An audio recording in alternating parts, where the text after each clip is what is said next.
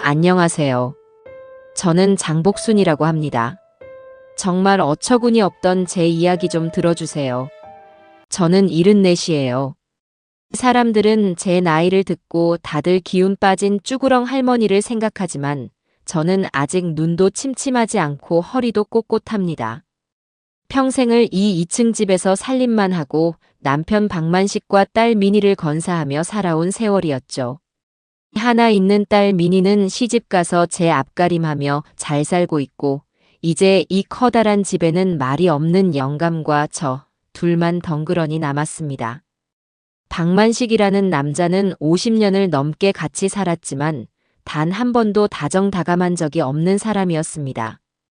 그저 밖에서 자기 할 일 하고 꼬박꼬박 생활비를 내밀고 집에서는 신문 아니면 텔레비전 소리만 울리게 하는 그런 전형적인 옛날 남자였죠. 저 역시 그런 남편에게 살가운 정을 기대하지 않았습니다. 그저 아내로서, 어머니로서 제 도리를 다하며 이 조용한 집을 묵묵히 지키며 살아왔어요. 그렇게 흐르는 물처럼 조용하던 제 노후에 이상한 파문이 일기 시작한 것은 석 달 전쯤입니다. 평생 집이 제일 편하다며 소파와 한몸이 되어 지내던 영감, 박만식이 아침 외출을 선언하면서부터였죠. 여보, 나장에 좀 다녀오겠네. 어느 날 아침 밥을 먹자마자 그가 툭 던진 말이었습니다. 늘 그렇듯 신문에서 눈도 떼지 않은 채였죠. 저는 너무 놀라 숭늉 그릇을 내려놓았습니다. 시장이요? 시장에 뭐 사러 가게요? 필요한 거 있으면 저한테 말을 하지. 제가 되물었더니 영감은 그제야 신문 너머로 저를 힐끗 보며 대답하더군요. 아니, 그냥 구경 삼아. 미니도 나가고 집에만 있으니 답답해서. 사람 사는 것도 좀 보고 바람도 쐬고 그러지. 70평생 답답하다는 말을 입에 담은 적도 없던 양반이었습니다. 시끄러운 건 딱 질색이라며 명절에도 손주들이 조금만 떠들면 방으로 들어가 버리던 사람이 사람 사는 구경이라니요. 저는 그저 나이가 드니 사람이 변하나 싶어 그러시든가요 하고 말았습니다. 그렇게 시작된 남편의 아침 장 구경은 정말 하루도 빠지지 않고 이어졌습니다. 처음 한두 번은 웬일인가 노인네가 드디어 활력이라도 찾았나 싶어 좋게 생각하려고 애썼어요. 하지만 이상한 점은 곧 제 눈에 보이기 시작했습니다. 구경하러 간다는 사람이 아침 8시만 되면 어김없이 욕실에서 한참을 꾸미고 나갔습니다. 평생 비누 하나면 다 된다던 사람이 제가 쓰는 폼 클렌징까지 몰래 쓰는 것 같았죠. 제가 혼수로 해온 낡은 자개장을 열고는 몇 년간 명절 때나 입던 제일 좋은 회색 재킷을 꺼내 입더군요. 심지어 머리에는 스프레이까지 반질반질하게 뿌리고요. 그리고 결정적으로 짙은 스킨 향이었습니다. 그가 현관을 나설 때마다 10년은 묵은 독한 남자 스킨 냄새가 거실까지 흘러들어왔습니다.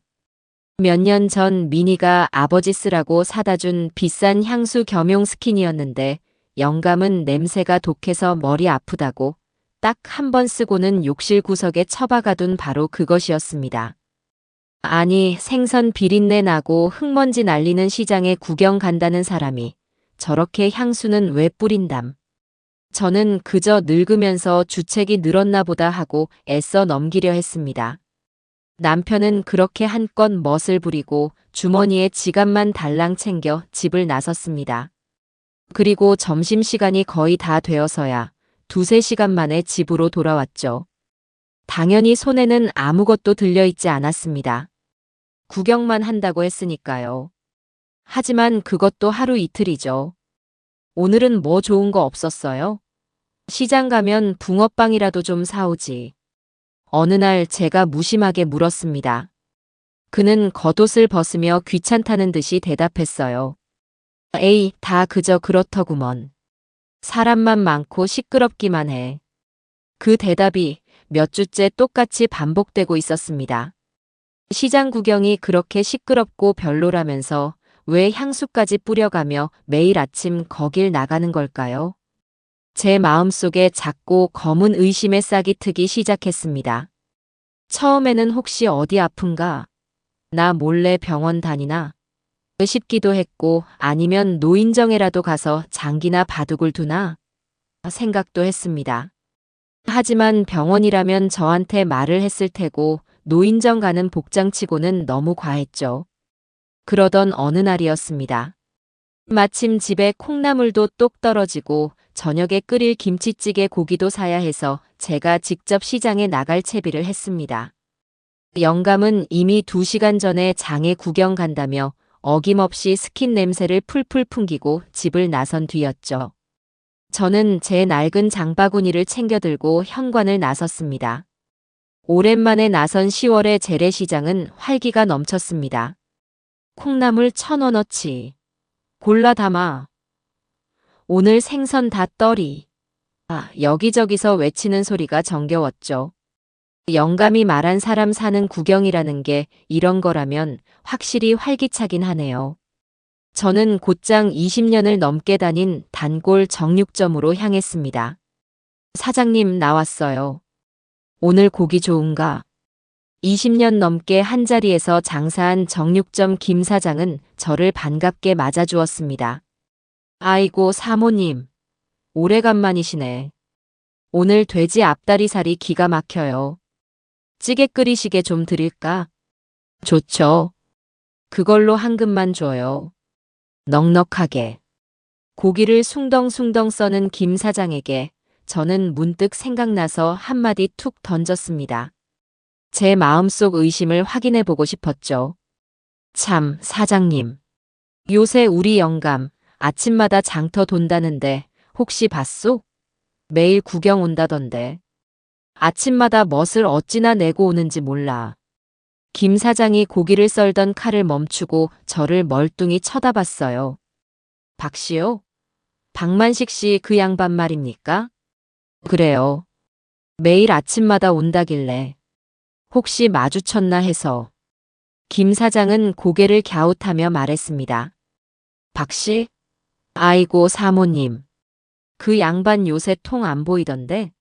예전에 돼지 껍데기 사러 몇 번 오시더니 뜸한 지가 오래됐어. 어휴, 내가 기억하기로 지난 봄에 보고 못 봤나? 아침마다요? 에이, 그럴 리가. 이 시간에 나오시면 나를 무조건 보고 가실 텐데. 내가 이 길목을 지키고 있는데. 쿵. 심장이 바닥으로 떨어지는 것 같았습니다. 머리가 어지랬죠. 아, 그래요? 길이 엇갈렸나 보네. 워낙 넓어야지. 저는 애써 웃으며 고기를 받아들었습니다. 하지만 손이 미세하게 떨리는 건 어쩔 수 없었어요. 몇 달은 된 것 같다. 그럼 그동안 박만식은 매일 아침 어디를 갔던 걸까요? 저는 애써 불안감을 누르며 바로 옆에 있는 채소 가게로 향했습니다. 이곳은 30년을 다닌 곳이죠. 할머니, 콩나물이랑 두부 좀 주세요. 콩나물을 다듬던 채소 가게 이 할머니에게도 제가 물었습니다. 혹시 정육점 사장이 잘못 봤을 수도 있으니까요. 할머니, 혹시 우리 남편 못 봤어요? 회색 재킷 입고 다니는 박씨 말이에요. 매일 아침에 시장 구경 온다는데. 이 할머니는 제 말에 고개도 안 들고 대답했어요. 누구, 박씨? 그 양반이 여길 왜 와? 장은 사모님이 다 보시는데. 못 봤어, 나는. 이 할미가 여기서 아침 6시부터 저녁까지 죽치고 있는데 박씨는 본 기억이 없네. 확실해졌습니다. 남편은 시장에 오지 않았습니다. 저는 콩나물과 두부가 담긴 장바구니를 들고 집으로 돌아오는 내내 그럼 도대체 어디를 가는 걸까 하는 생각에 아무것도 할 수가 없었어요. 손에 들린 장바구니가 천근만근 무겁게 느껴졌습니다.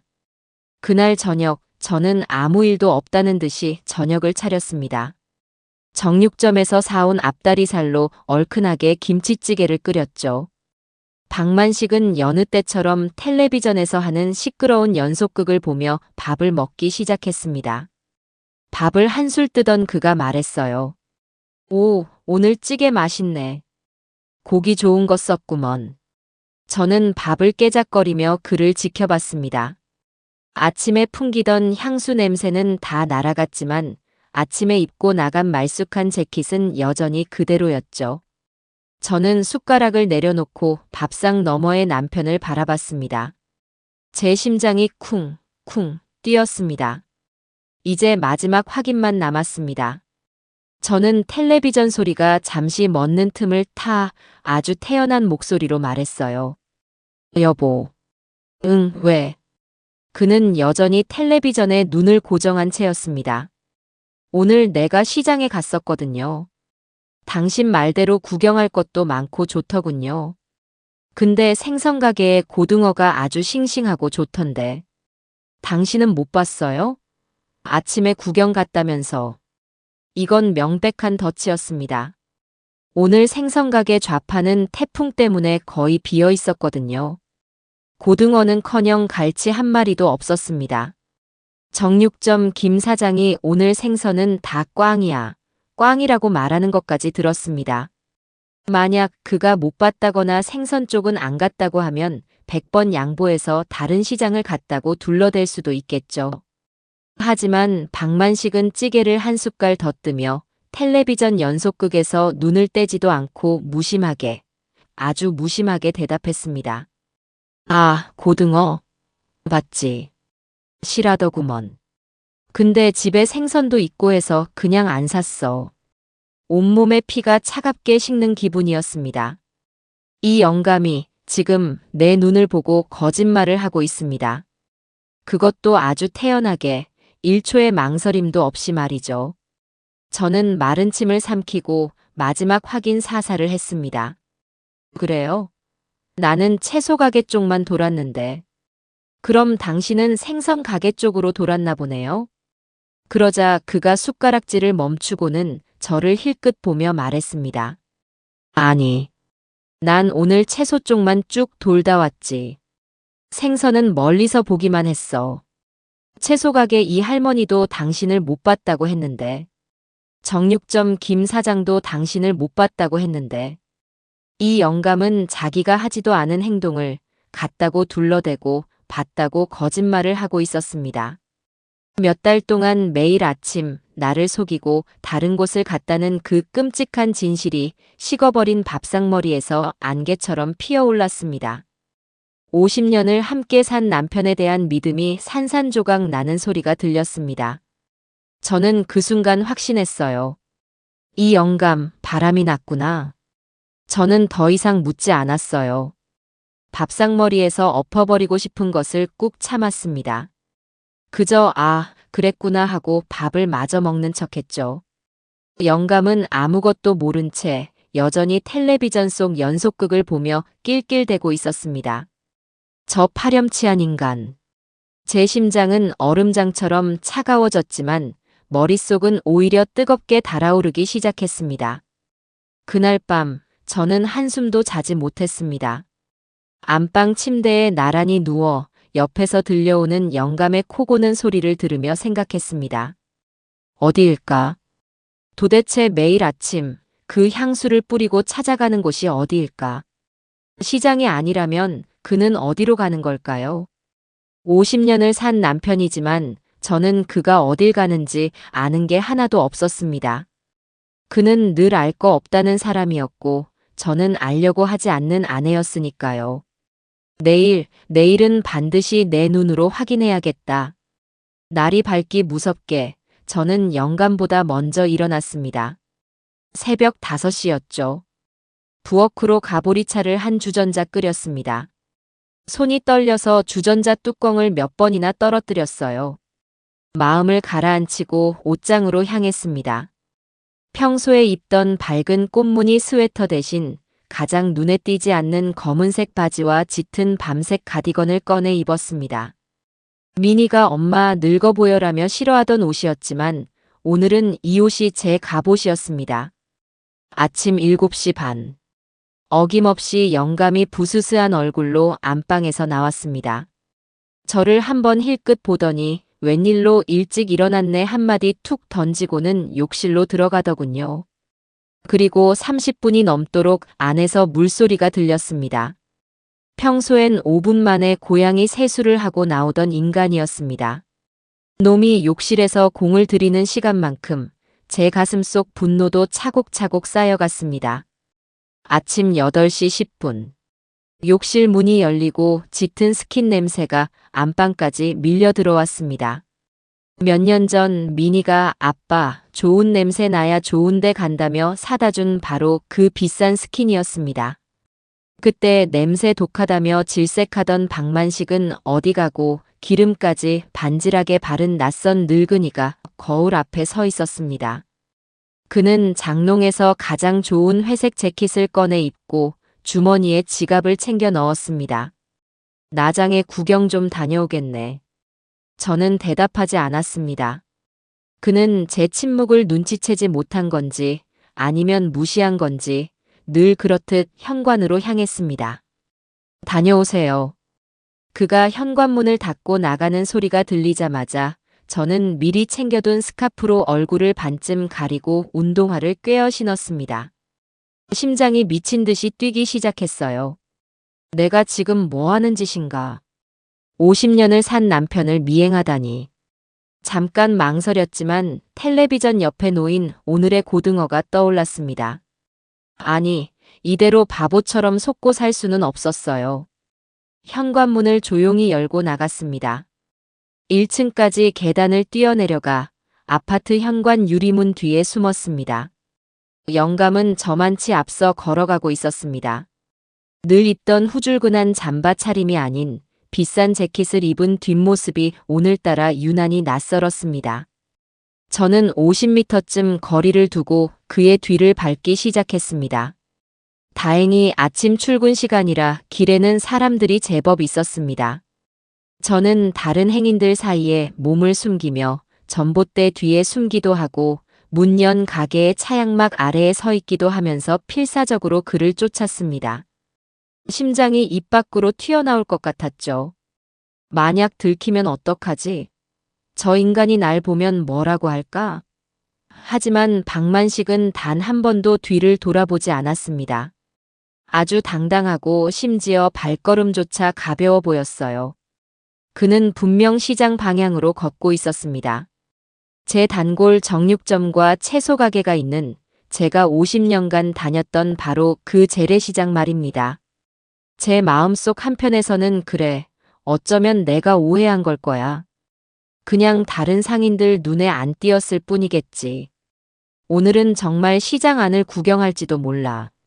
하는 바보 같은 희망이 피어올랐습니다. 하지만 그 희망은 시장 입구에 커다란 아케이드가 보이는 사거리에서 산산조각 났습니다. 시장은 직진이었습니다. 하지만 박만식은 그 사거리에서 1초의 망설임도 없이 우회전을 했습니다. 시장과는 완전히 반대 방향, 새로 건물이 들어서고 있는 신도시 상가 쪽이었습니다. 제 발이 그 자리에 얼어붙는 것 같았습니다. 아니구나. 시장이 아니었어. 저는 이를 악물고 그의 뒤를 다시 쫓았습니다. 그는 시장통의 왁자지껄함이 아닌 유리창으로 번쩍거리는 새 건물들 사이로 걸어 들어갔습니다. 그곳은 제가 평생 와본 적 없는 낯설고 차가운 동네였어요. 높은 건물들에는 증권, 투자, 법률사무소 같은 저와는 아무 상관없는 간판들만 가득했습니다. 도대체 이런 곳에 왜? 그는 저보다 훨씬 이 길에 익숙해 보였습니다. 행인들의 어깨를 요리조리 피하며 아주 자신감 있는 걸음걸이로 걷더군요. 그리고 마침내 가장 크고 번쩍이는 한 오피스텔 건물 앞에서 걸음을 멈췄습니다. 1층에는 번듯한 은행과 약국이 있는 20층은 좋게 넘어 보이는 새 건물이었습니다. 저는 길 건너편 버스 정류장 광고판 뒤에 몸을 숨겼습니다. 박만식은 주위를 한번 휙 둘러보더니 이내 건물의 공동 현관으로 다가가더군요. 저는 심장이 멎는 줄 알았습니다. 그리고는 아주 익숙하게 비밀번호 4자리를 삑삑삑삑 눌렀습니다. 유리문이 스르르 열리고 그는 그 안으로 사라졌습니다. 저는 그 자리에 망부석처럼 서 있었습니다. 오피스텔. 그 단어가 제 머리를 세게 내리쳤습니다. 시장 구경? 바람 쐬러? 아니었습니다. 그는 매일 아침 향수를 뿌리고 가장 좋은 옷을 입고 이 오피스텔로 출근을 하고 있었던 겁니다. 도대체 저 안에서 무슨 짓을 하고 있는 걸까요? 노름? 아니면 설마. 저는 차마 다음 상상을 이어갈 수가 없었습니다. 바람이 휑하니 불어왔습니다. 아침 9시 수많은 사람이 오가는 길 한복판에 저 혼자 버려진 기분이었습니다. 저는 길 건너편에서 얼마나 오래 서 있었는지 모릅니다. 다리가 아파왔지만 집으로 돌아갈 수가 없었어요. 저 문이 다시 열리고 박만식이 나오기를 기다려야 했습니다. 하지만 저 건물 로비는 너무 훤히 트여 있어서 제가 계속 서성이면 경비원 눈에 띌 게 뻔했습니다. 마침 길 건너편에 빵집 겸 카페가 하나 있더군요. 팔이 뭐라고 적힌 간판이었습니다. 저는 평생 저런 곳에 들어가 본 적이 없지만 오늘은 어쩔 수 없었죠. 유리문을 밀고 들어갔습니다. 젊은 아가씨들이 풍기는 달콤한 빵 냄새와 커피 향이 제 속을 더 울렁거리게 만들었습니다. 저 따뜻한 거 아무거나 한 잔 주세요. 아메리카노 드릴까요? 네, 그걸로 줘요. 얼마인지도 모르는 커피 한 잔을 받아들고 저는 오피스텔 건물이 정면으로 보이는 창가 자리에 앉았습니다. 낯선 음악 소리가 시끄럽게 울렸죠. 저는 커피는 입에도 대지 않고 유리창 너머에 저주받을 오피스텔 입구만 노려봤습니다. 시간이 지옥처럼 흘러갔습니다. 9시 반, 10시, 10시 반. 도대체 저 안에서 뭘 하는 걸까? 저기서 점심까지 먹는 걸까? 혹시 나 몰래 사무실이라도 차린 걸까? 별의별 생각이 다 들었습니다. 하지만 투자나 사무실 같은 단어는 아침마다 뿌리던 그 독한 스킨 향과 도무지 어울리지가 않았어요. 10시 50분. 드디어 오피스텔의 유리문이 다시 열렸습니다. 제 심장이 멎는 줄 알았어요. 박만식이었습니다. 그런데 혼자가 아니었습니다. 어떤 여자와 함께였습니다. 50대쯤으로 보이는 아주 화려하고 세련되게 차려입은 여자였습니다. 제 눈에는 보랏빛 코트가 유난히 번쩍거리는 것 같았죠. 그 여자는 박만식의 팔에 자연스럽게 팔짱을 끼고 있었고 두 사람은 뭐가 그리 즐거운지 환하게 웃고 있었습니다. 저는 제 눈을 의심했습니다. 박만식. 50년을 산 내 남편. 그가 저렇게 환하게 웃는 사람이었던가요? 미니가 재롱을 부릴 때도 사위를 처음 봤을 때도 그저 허허 웃기만 하던 양반이었습니다. 그런데 저 여자 옆에서는 20살 청년처럼 입이 찢어져라 웃고 있었습니다. 두 사람은 천천히 인도를 걸어 건물 지하 주차장에서 올라오는 차도 쪽으로 향했습니다. 저는 숨을 죽이고 그들을 지켜봤죠. 그리고 저는 제 인생에서 가장 충격적인 장면을 목격하고야 말았습니다. 길가에 선 박만식이 팔짱을 낀 그 여자에게 뭐라고 속삭이더니 잠깐 기다려요 하는 듯한 손짓을 했습니다. 그리고는 혼자 주차장 쪽으로 뛰어가더군요. 잠시 후 저희 집 차 미니가 사준 은색 세단이 스르르 미끄러져 나왔습니다. 차는 그 여자가 서 있는 곳 바로 앞에 멈췄습니다. 그리고 박만식이 차에서 내렸습니다. 그는 운전석에서 내려 차를 빙 돌아 조수석 문으로 향했습니다. 그리고는 문을 열어주었습니다. 그 보랏빛 코트를 입은 여자는 마치 여왕이라도 되는 것처럼 고개만 까딱하고는 그 자리에 우아하게 올라탔습니다. 박만식은 그녀가 완전히 앉는 것을 확인하고 나서야 문을 닫아주었습니다. 저는 그 자리에 얼어붙었습니다. 50년이었습니다. 제가 50년을 저 인간의 아내로 살았습니다. 비가 억수같이 쏟아지던 날 장바구니를 양손에 들고 끙끙대던 저를 보고도 차 안에서 빨리 안 타고 뭐해? 라고 소리치던 인간이었습니다. 임신한 미니를 뱃속에 품고 낑낑대며 차에 오를 때도 문 한 번 열어준 적이 없는 무심한 인간이었습니다. 그런데 전현에게는 저 보랏빛 코트를 입은 연에게는 90도로 허리를 굽히며 차 문을 열어주고 있었습니다. 분노가 머리끝까지 치밀어 올랐습니다. 저는 당장이라도 뛰쳐나가 그년의 머리채를 잡고 싶었어요. 하지만 제 다리는 바닥에 붙어 떨어지지 않았습니다. 두려움이었을까요?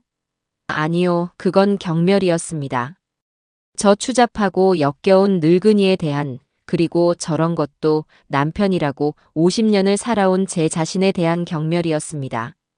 차는 매끄럽게 제 시야에서 사라졌습니다. 빵집 안에는 여전히 시끄러운 음악과 달콤한 빵 냄새가 진동했습니다.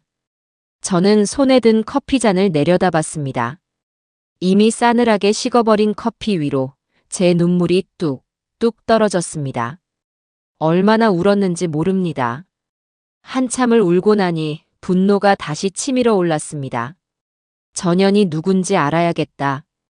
저는 빵집을 나와 무단횡단을 해서 오피스텔 건물로 뛰어들어갔습니다. 마침 다른 입주민이 들어가길래 문이 닫히기 전에 잽싸게 몸을 밀어 넣었습니다. 로비는 조용하고 차가웠습니다. 저는 곧장 우편함이 모여있는 곳으로 향했습니다. 심장이 다시 뛰기 시작했죠. 아까 박만식이 저 여자와 함께 나온 것을 보면 분명 엘리베이터를 탔을 겁니다. 하지만 몇 호인지 알 수가 없었어요. 우편함을 하나하나 훑어보기 시작했습니다. 김철수, 박영희, 이민호. 대부분 이름이 적혀 있었습니다. 그러다 제 눈이 한 곳에 멈췄습니다. 1504호. 다른 우편함과 달리 이름이 적혀 있지 않았습니다. 비어 있는 걸까요? 아니었습니다. 우편함 투입구에 하얀색 관리비 고지서가 반쯤 뒤 꽂혀 있었습니다. 제 손이 부들부들 떨렸습니다. 주위에 아무도 없는 것을 확인하고 저는 그 고지서를 확 잡아 뺐습니다. 1504호 세대주 귀하. 그리고 그 밑에 선명하게 찍힌 이름이 있었습니다. 오정심. 오정심. 오정심. 저는 그 이름을 미친 사람처럼 중얼거렸습니다. 제 남편이 매일 아침 향수를 뿌리고 달려왔던 곳, 제 평생의 세월을 무참히 짓밟으며 차 문을 열어주던 그 여자의 이름이었습니다. 1504호의 오정심. 저는 그 고지서를 주먹에 꽉 쥔 채 비틀거리며 오피스텔을 빠져나왔습니다. 이제 전쟁이 시작된 겁니다. 집으로 돌아오는 버스 안에서 저는 손에 쥔 오정심 이름 석자가 박힌 고지서를 뚫어져라 쳐다봤습니다. 창밖의 풍경은 눈에 들어오지 않았어요.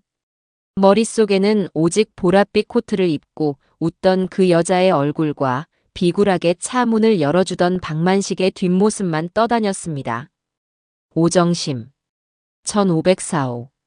집에 도착하자마자 저는 현관문을 잠그고 안방으로 뛰어들어갔습니다. 제 심장은 아까보다 더 세차게 뛰고 있었어요. 이제는 슬픔이나 배신감이 아니었습니다. 그건 확인에 대한 갈망이었습니다.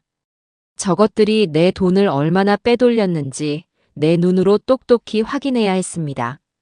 저는 안방 장롱 깊숙한 곳, 제 혼수 이불 밑에 숨겨두었던 비단 주머니를 꺼냈습니다.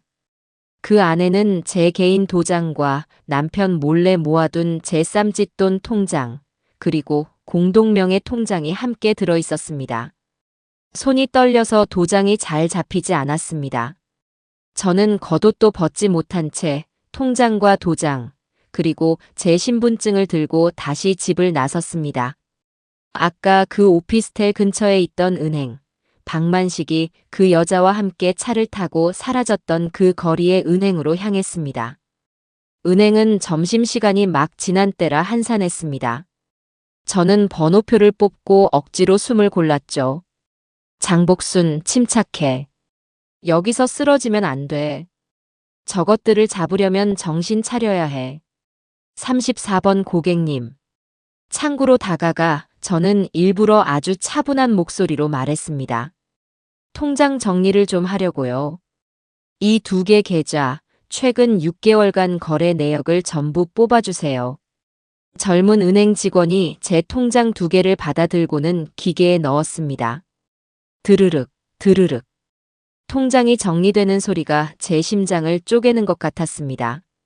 먼저 제 쌈짓돈 통장이 나왔습니다. 이 통장은 제 친정 어머니가 돌아가시면서 딸 고생한다며 쥐어주신 돈과 미니 시집 보내고 남은 돈을 제가 평생 아껴가며 모은 박만식은 존재조차 모르는 제 마지막 비상금이었습니다. 5천만 원이 넘는 돈이었죠.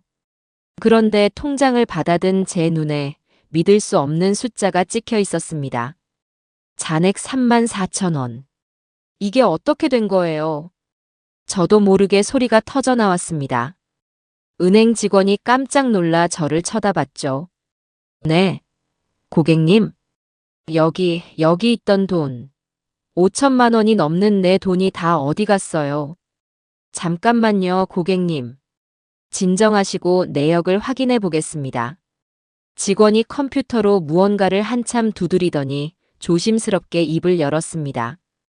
고객님, 여기 3달 전부터 매주 금요일마다 500만 원씩 총 10번에 걸쳐 5천만 원이 오정심이라는 분에게 계좌 이체되었는데요. 그리고 마지막에 300만 원이 추가로. 오정심이요? 제 입에서 그 이름이 다시 흘러나왔습니다. 네. 인터넷 뱅킹으로 이체되었네요. 고객님께서 직접 하신 게.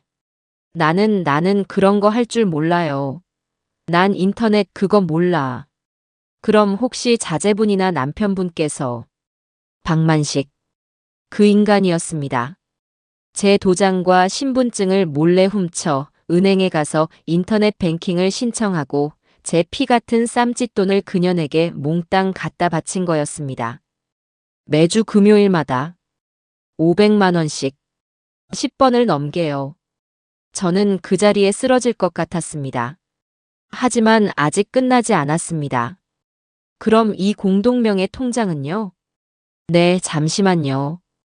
은행 직원이 이번에는 공동명의 통장 내역을 뽑아주었습니다. 드르륵, 드르륵. 종이가 계속해서 쏟아져 나왔습니다. 1장, 2장 무려 5장이 넘는 거래 내역이었습니다. 저는 떨리는 손으로 그 종이들을 받아들었습니다. 오정심 300만 원, 오정심 500만 원, 백화점 720만 원, 가구점 450만 원. 그녀에게 직접 돈을 보낸 것은 물론이고 백화점에서 수백만 원짜리 선물을 긁고 수입 가구점에서 돈을 썼습니다. 이게 다가 아니었습니다. 가장 마지막 장, 가장 최근의 내역에 찍힌 글자가 제 눈을 사로잡았습니다. 대출 실행 1억 5천만 원. 이건 뭐예요? 아, 이건 고객님 댁 아파트를 담보로 주택담보대출 1억 5천만 원이 실행된 내역입니다. 지난주 월요일에요. 지난주 월요일. 박만식이 오늘따라 장터에 사람이 너무 많아 일찍 왔다며 땀을 뻘뻘 흘리던 날이었습니다. 그 인간 시장이 아니라 은행에 가서 우리 집을 담보로 대출을 받고 왔던 겁니다. 그 돈은 어디로 갔죠? 내 대출금은 바로 다음 날 전액 오정심님 계좌로 이체되었네요. 저는 더 이상 아무 말도 할 수 없었습니다. 제 쌈짓돈 5,300, 그리고 집을 담보로 받은 대출 1억 5천. 도합 2억이 넘는 돈이 3달 만에 그 오정심이라는 년의 통장으로 빨려 들어갔습니다. 박만식, 그 인간이 제 평생을, 제 집을, 제 모든 것을 그녀에게 갖다 바친 거였습니다. 어떻게 집으로 돌아왔는지 기억이 나지 않습니다. 텅 빈 집, 텅 빈 통장. 저는 거실 바닥에 주저앉아 넋을 잃고 있었습니다. 가구점 450만 원. 은행 내역에 찍혀 있던 그 글자가 문득 머리를 스쳤습니다. 가구. 무슨 가구? 저는 홀린 사람처럼 비틀거리며 일어났습니다. 그리고 집안을 천천히 둘러보기 시작했습니다. 늘 그 자리에 있던 것들. 하지만 무언가 비어 있었습니다. 거실 한쪽, 텔레비전 옆자리가 허전했습니다. 아, 안마의자. 미니가 엄마 아빠 허리 아프시다며 큰맘 먹고 사준 500만 원도 넘는 그 비싼 안마의자가 감쪽같이 사라졌습니다. 저는 그동안 왜 그걸 몰랐을까요? 방만식이 저거 자리만 차지하고 시끄럽다. 치워버리자고 성화였는데 제가 내 딸이 사준 걸 어떻게 버리냐며 막았던 바로 그 안마의자였습니다. 저는 떨리는 다리로 안방으로 향했습니다. 그리고 제 눈을 의심했습니다. 방 한쪽 벽을 차지하고 있던 제 어머니가 돌아가시며 물려주신 제 혼수품이었던 자개장이 있던 자리가 텅 비어 있었습니다. 그 자개장이 있던 곳에는 언제 들어왔는지 모를 싸구려 합한 옷장이 대신 놓여 있었습니다. 이 미친! 저는 서재방으로 달려갔습니다. 그곳에 있던 작은 협탁, 그리고 거실 장식장 위에 있던 제가 아끼던 영국제 고급 찻잔 세트 전부 사라졌습니다. 방만식, 그 인간이 저 몰래 제 집의 살림살이를, 제 추억이 담긴 물건들을, 제 어머니의 유품을 몽땅 훔쳐다 그년의 오피스텔을 꾸며준 거였습니다. 수입 가구점에서 쓴 돈은 아마 저 1504호를 채울 다른 가구들을 샀던 거겠죠. 저는 그 자리에 무너져 내렸습니다. 돈이 아니었습니다. 집이 아니었습니다. 제 인생 전부를 도둑 맞았습니다. 50년간 믿어왔던 남편이라는 존재가 사실은 제 등 뒤에서 칼을 꽂고 제 살림을 빼돌리던 추악한 도둑놈이었습니다. 분노가 치밀어 올라와 숨이 쉬어지지 않았습니다. 저는 바닥을 기어가 전화기 다이얼을 눌렀습니다. 여보세요? 미니야, 미니야. 엄마, 왜 그래? 목소리가 왜 그래? 저는 울부짖었습니다. 미니야, 너희 아버지가. 엄마, 진정하고 말해. 무슨 일이야? 너희 아버지가 전현이랑 바람난 것뿐만 아니라 우리 집, 내 돈, 너가 사준 안마의자, 내 자개장까지 싹 다 훔쳐갔어. 저는 그제야 참았던 울음을 터뜨렸습니다. 74년 평생 그렇게 서럽게 울어본 적이 없었습니다. 전화기 너머로 딸아이의 비명 같은 절규가 들려왔습니다. 전화기 너머로 딸아이의 비명 같은 절규가 들려왔습니다. 엄마, 괜찮아? 거기 가만히 있어. 내가 지금 갈게. 당장 갈게. 저는 멍하니 수화기를 내려놓았습니다. 거실 바닥에 주저앉아 은행에서 뽑아온 그 끔찍한 거래 내역서들을 멍하니 바라봤습니다. 2억 334만 원. 제 쌈짓돈 5천만 원과 이 집을 담보로 한 대출 1억 5천만 원, 그리고 공동통장에서 야금야금 빼간 돈까지. 제 평생이, 제 집이, 제 노후가 종이 몇 장 위에 숫자로 찍혀 처참하게 나뒹굴고 있었습니다. 그리고 그 돈은 전부 오정심이라는 년의 통장으로 흘러들어갔죠. 얼마나 지났을까요? 현관 도어락 비밀번호를 누르는 소리가 미친 듯이 울리고 쿵 하는 소리와 함께 문이 열렸습니다. 엄마, 어디 있어? 민이었습니다. 제 딸이 숨이 턱에 차서 헐레벌떡 거실로 뛰어들어왔습니다.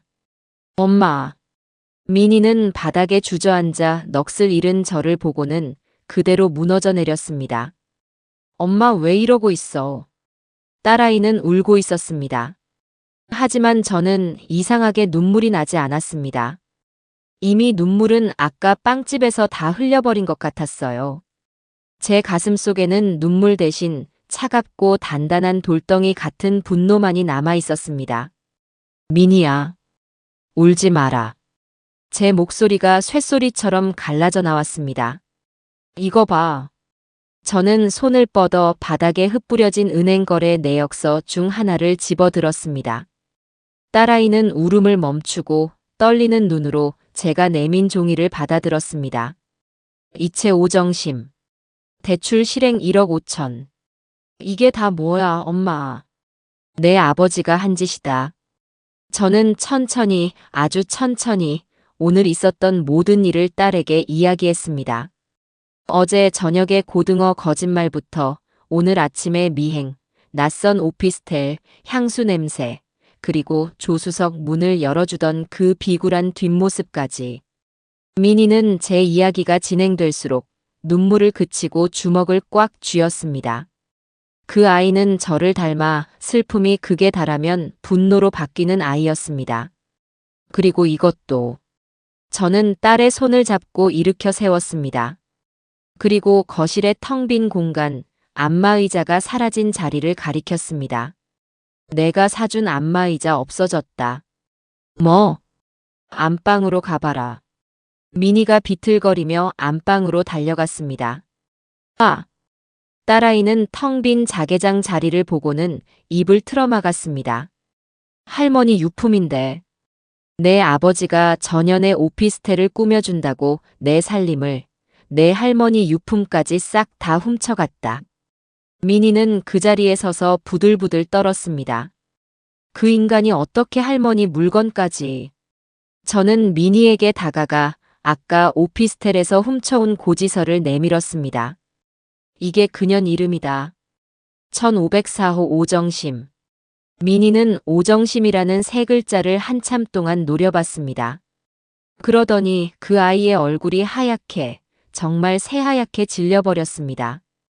오정심 50대 보랏빛 코트. 딸아이가 뭔가를 기억해내기라도 한 듯 저를 쳐다보며 중얼거렸습니다. 엄마, 나 그 여자 알아요. 제 심장이 다시 한번 바닥으로 떨어졌습니다. 그게 무슨 말이냐? 내가 그년을 어떻게 알아? 지난 추석 때였어. 민희가 절규하듯 소리쳤습니다. 아빠가 밥 사준다고 너희 사위랑 같이 나오라고 했잖아. 명절인데 왜 집에서 안 먹고 밖에서 먹나 했더니 저는 그날을 기억했습니다. 박만식은 명절 음식 지겹다며 웬일로 비싼 한정식 집을 예약했었죠. 민희가 말을 이었습니다. 그 자리에 어떤 여자를 데리고 나왔어. 아빠가 우리한테 인사해라. 아주 유능한 부동산 투자 전문가시다라고 소개했어. 그 여자가 바로 이 오정심이었어. 아, 하늘이 무너지는 것 같았습니다. 그 인간이 제 딸과 사위가 있는 자리에 감히 그 상간년을 데리고 나왔단 말입니다. 그 여자가 아빠한테 계속 회장님 거리면서 아양을 떨었어. 나는 그때 그냥 아빠가 어디서 사기당하는 줄 알았어. 부동산 전문가라길래 이상한데 투자하나 싶어서 아빠한테 저 여자 조심해라, 사기꾼 같다고 말했단 말이야. 뭐라고 했니? 그랬더니 아빠가 나한테 네가 뭘 아냐고, 평생 살림만 한 네 엄마처럼 무식하게 살지 말라고. 평생 살림만 한 네 엄마처럼 무식하게 살지 말라. 박만식. 그 인간이 제 딸 앞에서 저를 그렇게 모욕했습니다. 저는 피가 거꾸로 솟는 것을 느꼈습니다. 그때 내가 엄마한테 그게 무슨 말이냐고 화를 냈더니 그 오정심이라는 년이 웃으면서 아이고 따님이 효녀시네. 사모님은 복 받으셨어요라고. 그년의 입에서 사모님 소리가 나왔다니. 저는 이가 갈렸습니다. 그녀는 이미 제 존재를 알고 제 딸 앞에서 저를 조롱하고 있었던 겁니다. 엄마. 민희가 제 앞에 무너져 내렸습니다. 내가 그때 그걸 몰랐어. 그게 상간년인 줄도 모르고 내가. 아니다. 저는 우는 딸의 어깨를 단단히 붙잡았습니다. 울지 마라, 민희야. 이제부터 우는 건 우리가 아니라 그년 놈들이 될 거다. 제 목소리는 얼음장처럼 차가웠습니다. 엄마. 민희야. 넌 엄마 편이지. 당연하지. 당연히 엄마 편이지. 좋다. 그럼 지금부터 변호사, 대한민국에서 제일 독하고 악랄한 놈으로 알아봐라. 알아볼게. 당장. 그리고 이건 전쟁이다. 내 아버지를 상대로 한 내 50년을 건 마지막 전쟁이야. 저는 바닥에 떨어진 통장 내역서들을 주워 모았습니다. 우리는 저것들이 우리한테서 훔쳐간 모든 것을, 아니, 그 이상을 뼈까지 발라서 되찾아올 거다. 그날 밤, 저와 민희는 거실에서 밤을 새웠습니다. 50년간 제 땀과 눈물이 밴, 하지만 이제는 남편의 배신으로 얼룩진 이 집에서 저희 모녀의 치밀한 복수극이 막 시작되고 있었습니다. 다음 날 아침, 저는 방만식이 일어나기 전에 집을 나섰습니다. 미니가 밤새 수소문에서 예약한 서초동의 한 이혼 전문 변호사를 만나러 가기 위해서였습니다. 방만식은 제가 미니네 집에 김치 갖다 주러 간다고 둘러댔죠. 그는 그래 하면서 어김없이 욕실로 들어가 향수를 뿌릴 준비를 하고 있었습니다. 그 역겨운 뒷모습을 보며 저는 현관문을 닫았습니다. 변호사 사무실은 제가 평생 와본 곳 중에 가장 차갑고 가장 비싸 보이는 곳이었습니다. 법무법인이라는 간판이 걸려 있었죠. 미니가 엄마, 이 사람이 이 바닥에서 저승사자로 불린대. 위자료 뜯어내는 데는 귀신이래라고 속삭였습니다. 김필승 변호사라는 명패가 놓인 책상 앞에 저와 미니가 나란히 앉았습니다. 40쯤 되어 보이는 아주 날카로운 눈매의 변호사였습니다. 박민희 씨 소개로 오신 장복순 여사님 맞으시죠? 말씀은 대강 들었습니다. 하지만 정확해야 하니 어머님께서 직접 말씀해 주시죠. 저는 밤새 미니와 함께 정리한 서류 가방을 열었습니다. 이건. 저는 차분하게 하지만 떨리는 목소리로 하나씩 증거를 꺼내 놓았습니다. 제 개인 통장 내역입니다. 잔액 34,000원. 5천만 원이 오정심에게 넘어갔습니다. 이건 공동명의 통장 내역입니다. 집 담보 대출 1억 5천만 원. 역시 오정심에게 넘어갔습니다. 그리고 이건 그 오피스텔 고지서입니다. 1504호 오정심. 김 변호사는 아무 말 없이 서류들을 꼼꼼히 훑어봤습니다. 그의 미간이 미세하게 좁혀졌죠. 미니가 옆에서 거들었습니다. 변호사님, 이것뿐만이 아니에요. 저희 아버지가 저희 어머니 혼수품인 자개장이랑 제가 사들인 안마의자까지 집안 살림을 몰래 빼돌려서 그 상간녀 오피스텔에 갖다 놨어요. 살림살이까지요? 김 변호사가 처음으로 고개를 들어 저를 쳐다봤습니다. 네. 제 어머니 유품입니다. 김 변호사는 펜을 들고 무언가를 빠르게 적기 시작했습니다. 박만식 씨가 어머님 도장을 도용해 개인 통장 돈을 이체한 것. 이건 명백한 사문서 위조 및 절도입니다. 형사 고소감이죠. 공동명의 통장에서 대출을 받아 상간녀에게 증여한 것. 이건 배임에 해당할 수 있습니다. 민사상으로 부당이득 반환 청구는 물론이고요. 변호사의 입에서 쏟아지는 낯선 법률 용어들이 제 복수심을 더욱 단단하게 만들었습니다. 그럼 당장 그 인간하고 그년을. 잠깐만요, 어머님. 김 변호사가 제 말을 잘랐습니다. 상황은 최악이지만 법은 생각보다 간단하지 않습니다. 박만식 씨가 증여라고 우기면 골치 아파집니다. 아내가 허락한 돈이다라고 거짓말을 할 수도 있고요. 오정심은 이미 그 돈을 다 빼돌려 숨겼을 가능성이 큽니다. 그럼 어떡하죠? 김 변호사가 날카로운 눈으로 저를 바라봤습니다. 이혼 소송에서 완벽하게 이기고 저 여자에게 넘어간 재산을 전부 되찾아오려면 박만식 씨가 사기의 의도를 가지고 어머님을 속였다는 것을 증명해야 합니다. 그리고 그 사기의 목적이 불륜 관계 유지를 위함이었다는 것을 연결해야 하고요. 그게 무슨 말씀이세요? 쉽게 말해 저 1504호 오피스텔이 단순한 투자처가 아니라 두 사람의 불륜 둥지라는 것을 빼도 박도 못하게 증명해야 합니다. 두 사람이 그 안에서 부적절한 관계를 맺고 있다는 결정적 증거가 필요합니다. 그리고 어머님 물건, 그 자개장과 안마의자가 확실하게 그 불륜의 장소에 있다는 물증도 필요하고요. 사진 말씀이십니까? 사진 혹은 영상이면 더 좋죠. 그 증거만 있다면 박만식 씨는 유책 배우자가 되어 재산 분할에서 빈손으로 쫓겨나게 할 수 있습니다. 오정심에게는 상간녀 위자료는 물론 공동 불법 행위로 인한 재산 환수까지 청구할 수 있습니다. 저와 민희는 서로를 쳐다봤습니다. 1504호. 그 철옹성 같은 곳에 어떻게 들어간단 말입니까? 변호사님, 거긴 비밀번호를 누르고 들어가는 곳입니다. 저희가 어떻게? 김 변호사가 의미심장한 미소를 지었습니다. 어머님, 미니 씨. 두 분이 직접 들어가시면 그건 주거 침입이 됩니다. 그럼 오히려 역고소를 당해요. 그럼. 하지만 합법적인 방법으로 증거를 수집하는 전문가는 따로 있죠. 그는 명함 한 장을 꺼내 미니에게 건넸습니다. S라인 기획이라는 겉보기엔 평범한 이름이었습니다.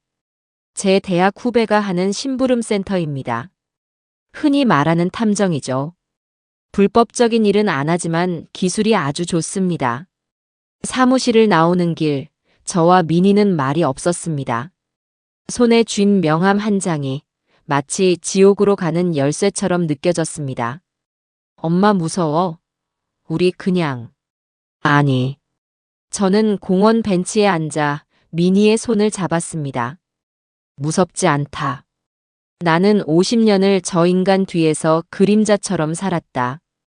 하지만 내 남은 인생까지 저런 도둑놈들한테 뺏길 수는 없어. 그런데 어떻게 들어가지? 그 전문가라는 사람도 문이 잠겨 있는데 맘대로 들어갈 수는 없지 않니? 저와 미니는 머리를 맞대고 고민했습니다. 경찰에 신고할까? 아니야, 그럼 증거도 없는데 문 안 열어줘. 열쇠공을 부를까? 그건 불법이랬잖아. 한참을 고민하던 그때였습니다. 제가 집에서 가져온 가방 속에서 아무렇게나 쑤셔 넣었던 우편물 뭉치가 눈에 띄었습니다. 도시가스 10월분 청구서. 그리고 그 밑에 작은 글씨로 적힌 안내문. 안내 10월 15일에서 20일 전기가스 안전점검 실시.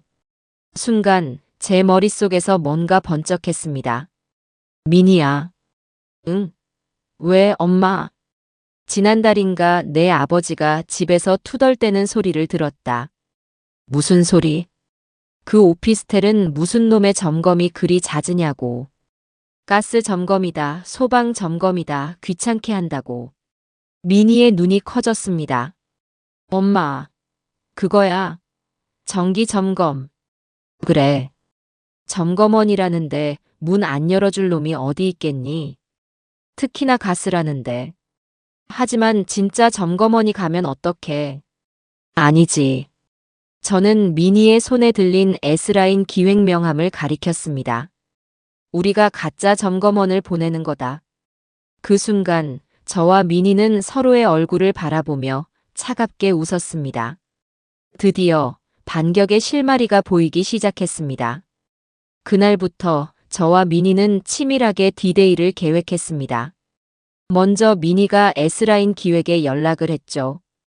김 변호사의 소개로 연락했다고 하니 실장이라는 자가 다음 날 바로 저희 집 근처 찻집으로 나왔습니다. 아주 덩치는 산만한데 말투는 간호사처럼 조곤조곤하더군요. 사모님, 따님. 김 변호사님께 말씀은 들었습니다. 1504호 내부의 증거가 필요하시다는 거죠? 네. 그런데 불법은 안 된다고. 물론입니다. 실장이 웃었습니다. 저희는 기술자입니다. 문을 부수거나 하지 않아요. 다만 점검을 좀 할 겁니다. 미니가 가스 점검이라고 말하자 실장은 아주 좋은 생각이십니다라며 무릎을 쳤습니다. 그럼 저희가 도시가스 점검원 복장이랑 신분증, 점검표까지 완벽하게 준비하겠습니다. 문제는 그 집에 사람이 없을 때 들어가야 한다는 겁니다. 그건 제 몫이었습니다. 그날 저녁 저는 박만식이 돌아오자마자 아주 태연한 얼굴로 물었습니다.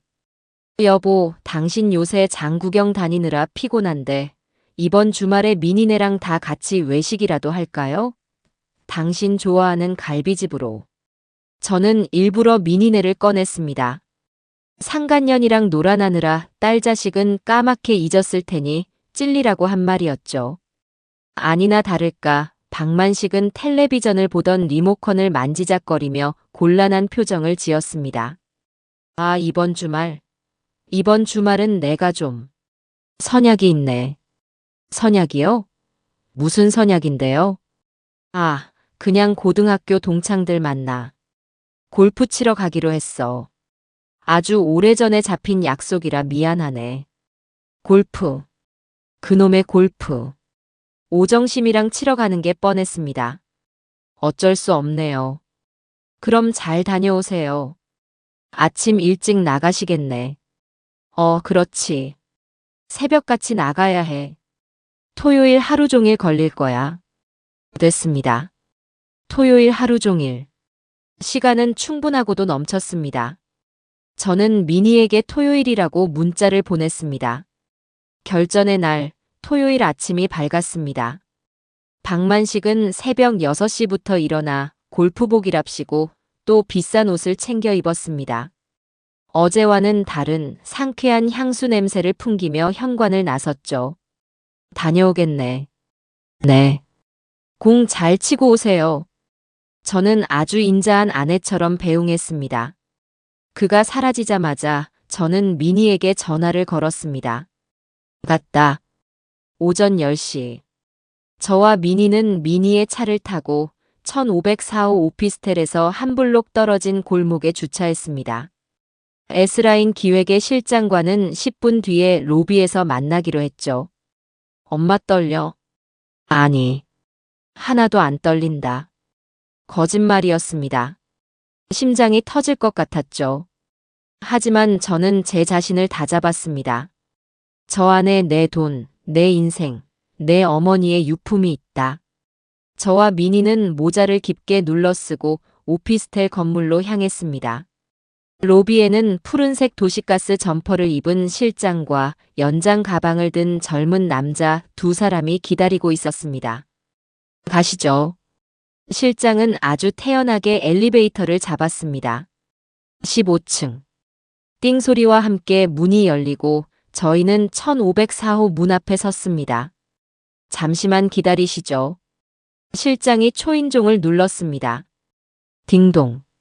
아무 소리도 없었습니다. 한 번 더. 딩동. 역시 조용했습니다. 두 분 다 골프 치러 가신 게 확실합니다. 실장이 씩 웃더니 연장 가방을 든 젊은 남자에게 눈짓했습니다. 남자는 가방에서 작은 쇠붙이 몇 개를 꺼내더니 1504호의 최신식 도어락 앞에 쪼그려 앉았습니다. 저는 그저 침만 삼켰죠. 딸칵, 틱틱. 몇 번의 소리가 나더니 띠리리링 하는 경쾌한 소리와 함께 문이 열렸습니다. 30분입니다. 저희는 카메라 설치하고 두 분은 필요한 증거만 빨리 찾으십시오. 실장의 말과 함께 저와 미니는 1504호 안으로 들어갔습니다. 그리고 저는 숨이 멎는 줄 알았습니다. 문 바로 앞에는 며칠 전 제 집 거실에서 사라졌던 미니가 사준 안마의자가 버젓이 놓여 있었습니다. 미니가 입을 틀어막았습니다. 안으로 들어갈수록 그 광경은 더 처참했습니다.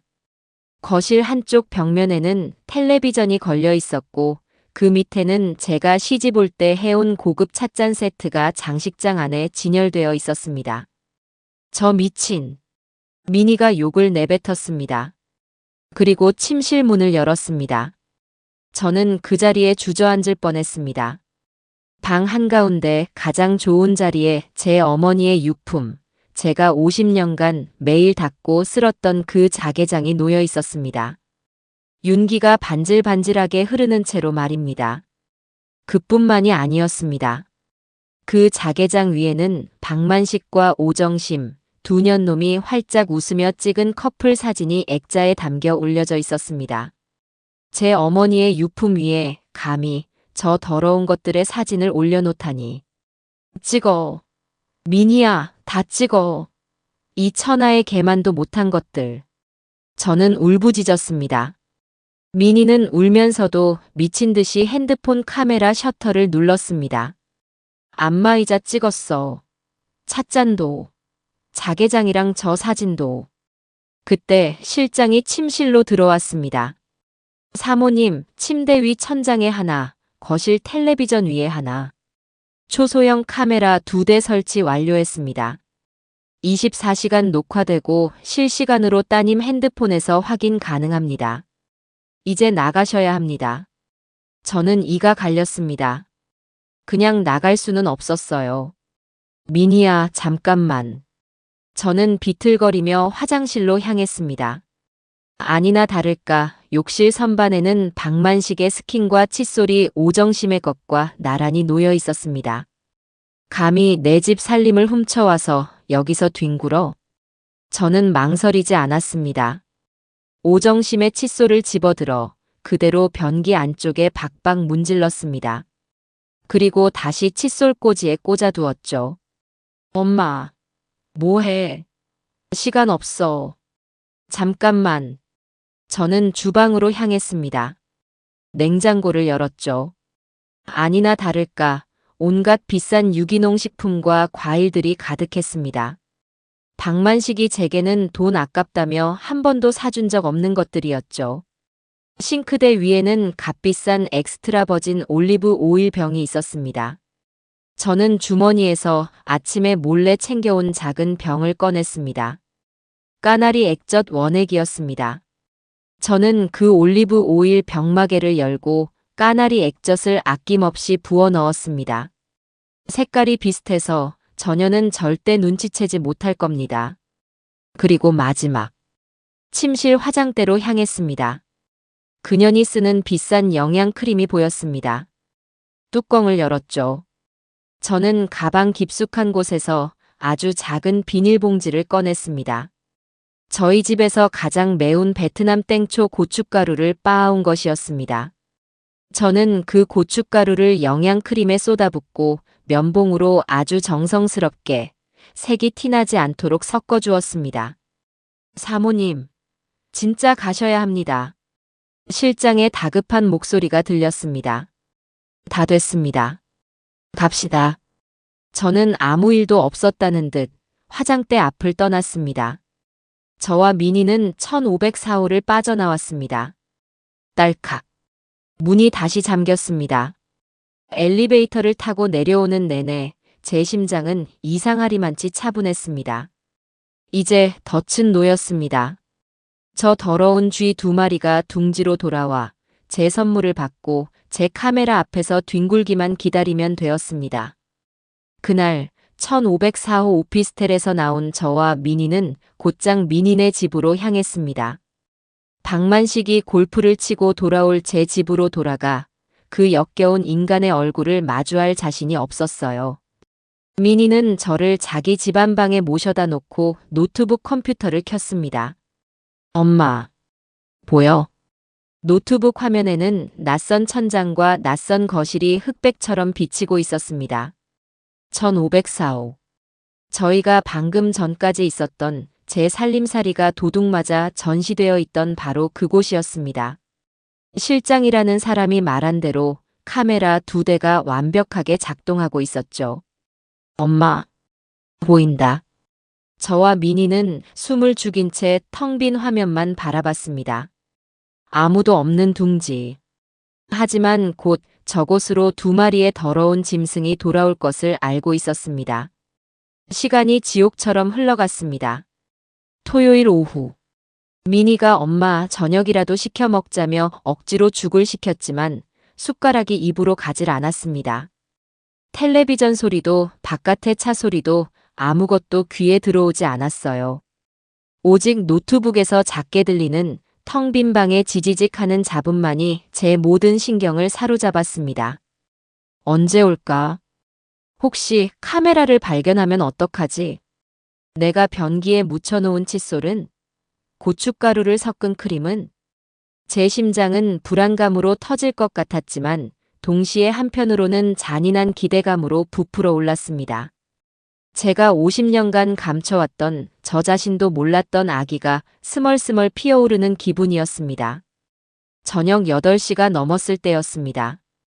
삑삑삑삑 띠리리링.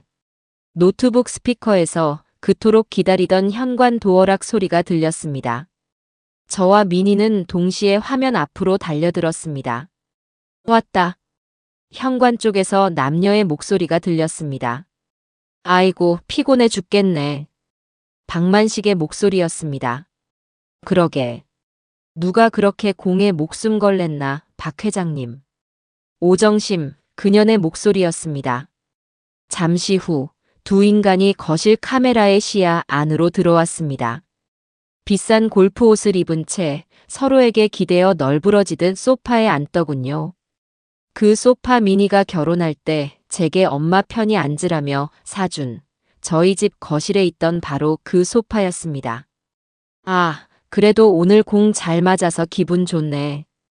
박만식이 오정심의 어깨를 감싸 안았습니다. 어유, 회장님만 잘 맞으면 뭐해. 나는 오늘 아주 죽 썼는데. 허허. 그래서 내가 저녁 근사한 거 사준다고 했잖아. 됐어요. 집에서 그냥 시켜 먹어요. 나 씻고 나올 테니 뭐 좀 시켜놔요. 나 샐러드 먹고 싶다. 샐러드? 알았어. 비싼 걸로 시켜줄게. 오정심이 침실로 사라졌습니다. 잠시 후 박만식은 냉장고에서 맥주를 꺼내 마시며 텔레비전을 켰습니다. 제 집에서와 똑같은 모습이었죠. 그리고 잠시 후 침실 쪽에서 악 하는 짧은 비명이 들렸습니다. 저와 미니는 서로를 쳐다봤습니다. 뭐지? 박만식이 놀라 침실로 뛰어들어갔습니다. 왜 그래? 정심씨. 카메라에는 보이지 않았지만 오정심의 짜증 섞인 목소리가 들려왔습니다. 아니, 이 화장품. 이거 미쳤나 봐. 얼굴에 불이 나는 것 같아. 아, 따가워. 따가워. 뭐? 어제 백화점에서 산 거라며. 그러니까, 아, 미치겠네. 물 좀. 저도 모르게 입꼬리가 올라가는 것을 느꼈습니다. 땡초 고춧가루 크림. 제가 만든 지옥의 화장품이었습니다. 효과가 아주 좋았나 봅니다. 엄마 독하다 진짜. 미니가 혀를 내둘렀습니다. 한바탕 난리가 지나고 오정심은 퉁퉁 부은 얼굴로 거실에 다시 나타났습니다. 샐러드가 배달되었나 봅니다. 아, 진짜 재수 없어. 비싼 화장품 다 버렸네. 이게 다 박 회장님 탓이야. 이상한 거 사와서. 아니, 내가 뭘. 오정심이 샐러드에 드레싱을 뿌리기 시작했습니다. 바로 그 까나리 액젓이 섞인 엑스트라 버진 올리브 오일이었습니다. 그래, 밥이나 먹읍시다. 아, 배고파. 오정심이 샐러드를 한 젓가락 듬뿍 집어 입에 넣었습니다.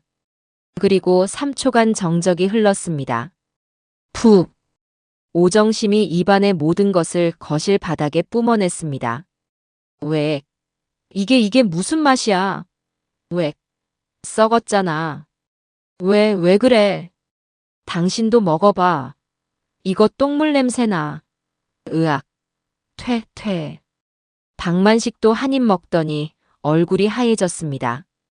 이거 상했네. 올리브 오일이 상했나? 아, 진짜 재수 없는 날이네. 화장품에 밥까지. 오정심은 샐러드 그릇을 싱크대에 던져버리더군요. 저와 미니는 노트북을 붙잡고 소리도 못 내고 웃었습니다. 50년 묵은 체증이 다 내려가는 기분이었습니다. 꼴 좋다 이년아. 한바탕 소동이 끝나고 두 년놈은 결국 중국 음식을 시켜 먹었습니다. 그리고 제 심장을 먹게 할 바로 그 대화가 시작되었습니다. 두 사람은 제 소파에 앉아 맥주를 마시고 있었습니다. 오정심이 칭얼거리더군요. 아, 박 회장님. 나 언제까지 이렇게 남의 집 같은 1504호에 숨어 살아요? 나도 이제 내 집에서 당신이랑 편하게 살고 싶단 말이야. 남의 집이라니. 그 안에 있는 게 다 내 물건인데. 박만식이 오정심의 머리를 쓰다듬으며 말했습니다. 조금만 기다려, 정심씨. 다 돼가니까.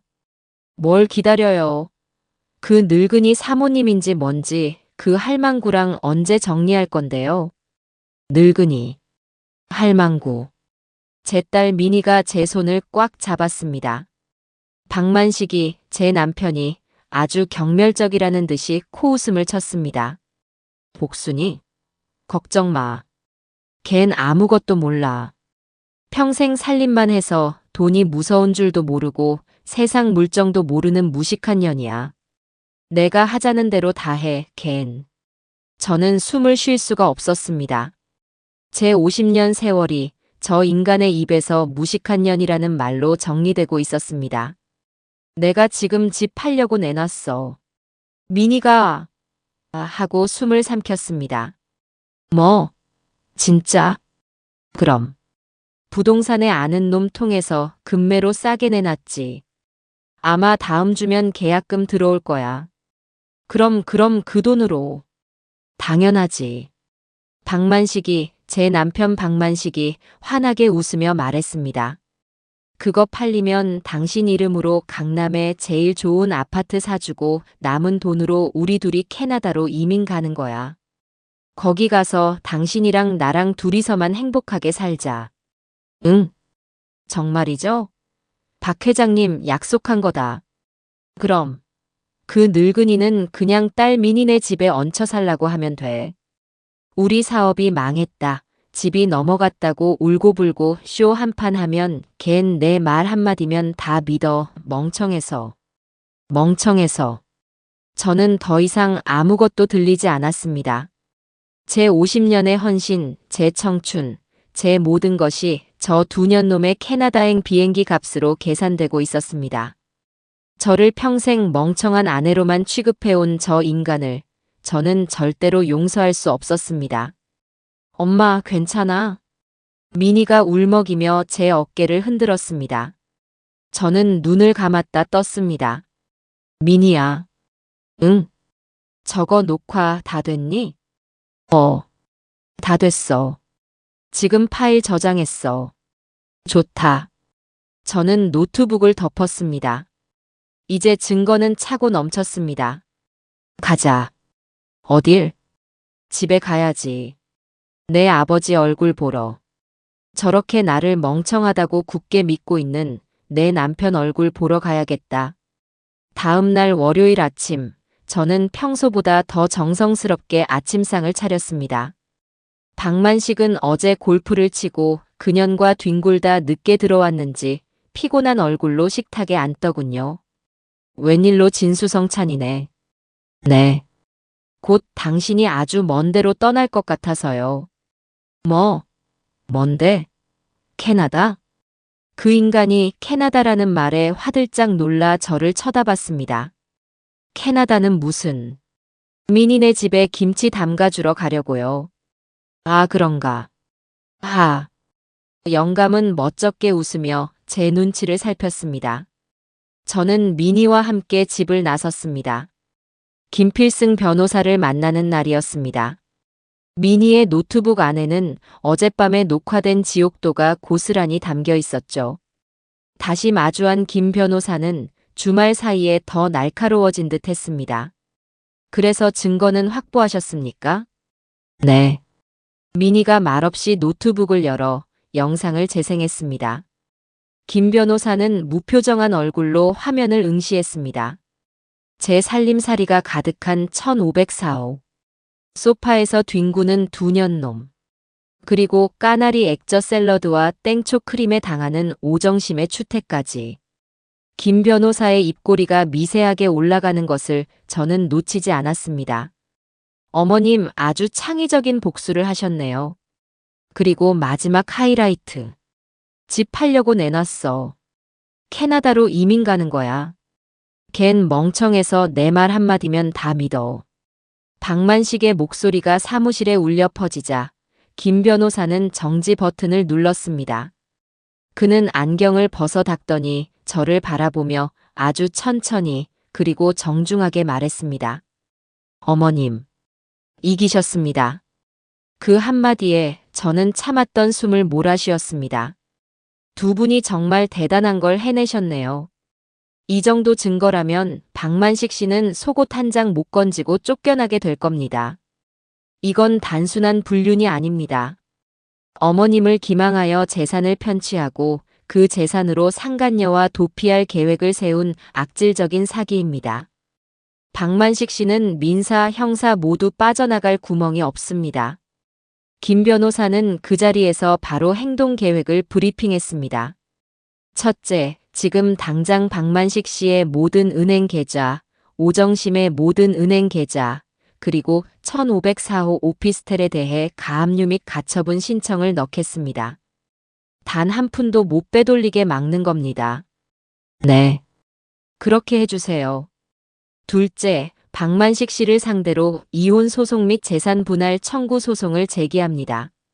유책 배우자이므로 어머님께서 9대1, 아니 10대 0으로 승소하실 겁니다. 셋째, 오정심을 상대로는 상간녀 위자료 청구 소송을 제기합니다. 이 정도 증거라면 법정 최고액을 받아낼 수 있습니다. 넷째, 이게 가장 중요합니다.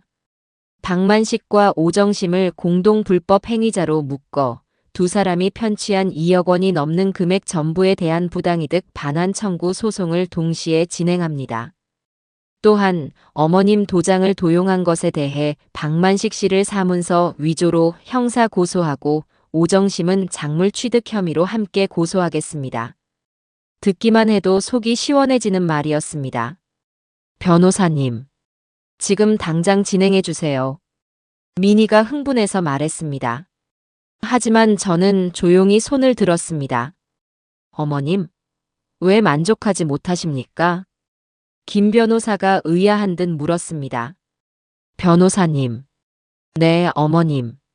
저 인간 그냥 법으로만 서류 몇 장으로 끝내고 싶지 않아요. 무슨 말씀이신지. 제 50년입니다. 제 청춘이고 제 인생이었어요. 저것들은 제 딸 앞에서 저를 무식한 년이라고 불렀습니다. 제 어머니 유품 위에서 뒹굴었어요. 저 이번 주 일요일이 무슨 날인지 아십니까? 일요일이요? 저와 그 인간의 결혼 50주년입니다. 금혼식이죠. 그 말에 미니와 김 변호사는 숨을 삼켰습니다. 변호사님이 말씀하신 그 모든 소송 가압류부터 형사 고소까지 전부 그날 이후에 들어가 주세요. 월요일 아침에요. 엄마, 무슨 생각이야? 그 사이에 저 인간들이 도망가면 어떡해? 도망 못 간다. 저는 단호하게 말했습니다. 지금 집 팔려고 내놨다고 했지. 계약금 받아야 해서 그리고 그년이랑 캐나다 갈 준비하느라 적어도 이번 주말까지는 꼼짝없이 여기 있을 거다. 어머님, 위험할 수 있습니다. 괜찮습니다. 변호사님, 저는 법의 심판 이전에 장복순의 심판을 먼저 내리고 싶습니다. 저는 제 마지막 만찬을 준비할 겁니다. 김 변호사는 제 눈을 한참 동안 바라보더니 이내 고개를 끄덕였습니다. 알겠습니다. 어머님의 뜻대로 하죠. 모든 서류는 이번 주 금요일까지 완벽하게 준비해두고 월요일 아침 9시 정각에 일제히 접수하겠습니다. 고맙습니다. 엄마, 도대체 무슨 생각이야? 사무실을 나오자 미니가 불안한 듯 물었습니다. 저는 50년 만에 처음으로 아주 잔인하고도 통쾌한 미소를 지었습니다. 미니야. 응. 집에 가서 너가 아는 데 중에 제일 비싼 한우갈비 10근만 사와라. 갈비? 그리고 김서방도 일요일 저녁에 우리 집으로 오라고 해. 엄마, 내 아버지의 마지막 만찬이다. 가장 화려하게 차려줘야지. 안 그러니? 그날부터 일요일까지 제정신이 아니었습니다. 하지만 그건 슬픔이나 절망 때문이 아니었어요. 저는 마치 아주 중요한 연극의 주인공이 된 것처럼 치밀하고 완벽하게 제 50주년 기념일을 준비했습니다. 미니가 최고급 한우 갈비를 사왔습니다. 저는 그걸 찬물에 담가 핏물을 빼고 배와 양파를 갈아 넣어 최고의 양념을 만들었습니다. 제 50년 주부 인생의 모든 내공을 쏟아부었죠. 그뿐만이 아니었습니다. 잡채를 볶고 삼색나물을 무치고 갖가지 전을 부쳤습니다. 박만식이 평소에 돈 아깝다고 못 먹게 했던 비싼 대하도 사다가 쪘습니다. 박만식은 제가 며칠 동안 주방에서 나오지 않는 것을 보고는 의아해하면서도 아주 만족스러운 표정이었습니다. 아이고, 웬일이야. 우리 마누라가 드디어 정신을 차렸나. 금혼식이라고 상다리 부러지게 차리네. 저는 속으로 내 마지막 만찬이다. 이놈아라고 되뇌며 겉으로는 인자하게 웃어주었습니다. 그럼요. 50주년인데. 딱 한 번뿐이잖아요. 그리고 결전의 날 이틀 전. 목요일 저녁이었습니다. 저는 진수성찬을 차리느라 피곤한 척 소파에 앉아 다리를 주무르며 박만식에게 넌지시 말을 건넸습니다. 여보. 응. 왜? 영감은 여전히 텔레비전에 눈을 고정한 채였습니다. 이번 주 일요일 우리 금혼식이잖아요. 알지. 민희네도 온다고 했고. 그래서 말인데 당신 나한테 맨날 평생 살림만 해서 무식하다고 구박했잖아요. 내가 언제 그랬다고. 박만식이 어제 그 영상 속에서 했던 말을 기억하는지 움찔하며 제 눈치를 살폈습니다. 아니에요, 괜찮아요. 다 맞는 말인데 뭐. 저는 아주 처연한 표정을 지었습니다. 그래서 말인데 그날 당신 귀한 분도 좀 모시고 오면 안 될까요? 귀한 분? 누구? 그 미니한테 얘기 들었어요. 당신 부동산 일 봐주시는 아주 유능한 분 있다면서요. 당신을 회장님 소리하며 그렇게 깍듯하게 모신다던데. 박만식의 눈이 텔레비전을 떠나 제게로 향했습니다. 그 눈에는 의심과 탐욕이 동시에 서려 있었습니다. 오정심 씨 말인가? 어머, 이름이 오정심 씨구나. 네. 그분요. 당신 사업 파트너인데 우리 50주년에 밥 한 끼 대접하고 싶어서요. 내가 평생 당신 기 한 번 못 세워줬는데 이런 날이라도 당신 귀한 손님 모셔서 당신 체면 좀 세워드리고 싶네요. 제 완벽한 연기에 박만식은 완전히 속아 넘어갔습니다. 그의 얼굴에 이 멍청한 년 드디어 쓸모가 있군 하는 표정이 스쳐 지나갔습니다. 허허. 그럴까? 오 여사가 아주 바쁜 사람이라 올지 모르겠네. 바빠도 오라고 하세요. 저는 그의 손을 잡았습니다. 아내가 장복순이가 꼭 좀 뵙고 싶다고 꼭이요. 박만식은 제 손을 뿌리치지도 그렇다고 잡아주지도 않았습니다. 그저 아주 만족스러운 웃음을 지었죠. 알았어. 내가 한번 말은 해보지. 우리 마누라가 당신한테 아주 깍듯하게 대접하고 싶다더라고. 그는 그 자리에서 제 앞에서 보란듯이 오정심에게 전화를 걸었습니다. 오 여사? 나야. 다름이 아니라 이번 주 일요일. 시간 좀 내줄 수 있어? 아니, 우리 집사람이 우리 결혼 50주년이라고 식사 대접을 꼭 하고 싶다네. 오 여사한테도 꼭 좀 와달라고 아내가 직접 초대한 거라고. 아니야. 우리 집사람 아무것도 몰라. 그냥 당신한테 잘 보이고 싶어서 그래. 당신이 내 재산 관리해주는 귀한 분이니까. 저는 주방으로 돌아가는 척하며 그 통화를 모두 들었습니다. 오정심은 처음에는 경계하는 듯 했지만 아무것도 모르는 멍청한 아내가 재산관리인에게 잘 보이려고 부른다는 말에 기꺼이 오겠다고 한 모양입니다. 아마도 자기가 곧 차지하게 될 집을 미리 구경하고 본처인 제 면상을 보며 승리감을 만끽하고 싶었겠죠. 일요일 저녁 6시에 온다네. 당신이 그렇게까지 말하는데 와야지. 잘 생각하셨어요. 제가 아주 특별한 음식으로 모실게요. 저는 웃었습니다. 결전의 날 일요일이 밝았습니다. 저는 아침부터 목욕 재개했습니다. 그리고 제 옷장에서 가장 좋은 하지만 가장 점잖은 한복을 꺼내 입었습니다. 미니가 시집 갈 때 맞춘 것이었죠. 미니는 저보다 먼저 와서 집안 곳곳을 점검했습니다. 엄마, 김서방한테는 어디까지 말했어? 내장인 어른의 진짜 모습을 보게 될 거라고만 했다. 놀라지 말고 무슨 일이 있어도 내 편에 서라고. 그리고 이거. 미니가 가방에서 USB 하나를 꺼냈습니다. 그 안에는 8장에서 녹화된 지옥도의 하이라이트만 편집된 영상이 담겨 있었습니다. 거실 텔레비전에 연결해 놨어. 리모컨 이 버튼만 누르면 바로 재생돼. 잘했다. 오후 5시. 미니 남편인 김서방이 잔뜩 긴장한 얼굴로 도착했습니다. 장모님 무슨 일 있으신 건 아니죠? 미니가 하도. 아무 일 없네. 오늘은 그냥 우리 부부 50주년 잔칫날이야. 앉게. 저는 아무렇지 않은 척 김서방에게 수정과를 내어주었습니다. 오후 5시 50분. 집안에는 맛있는 갈비찜 냄새가 진동했습니다. 상다리가 부러지게 차려진 음식을 보며 김서방은 감탄했습니다. 와, 장모님, 오늘 정말 진수성찬이네요. 많이 먹게. 오늘이 자네 장인어른 마지막 만찬이 될 테니. 네. 딩동. 그때 현관 초인종이 울렸습니다. 제 심장이 쿵 하고 내려앉았습니다. 박만식은 이미 가장 좋은 양복으로 갈아입고 현관으로 뛰어나갔습니다. 아이고, 오셨구먼. 하하. 어서 들어오시게. 저는 주방에서 앞치마에 손을 닦으며 천천히 거실로 걸어 나갔습니다.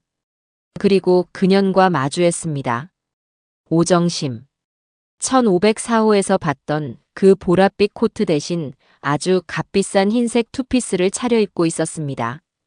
머리도 미용실에서 한껏 부풀렸더군요.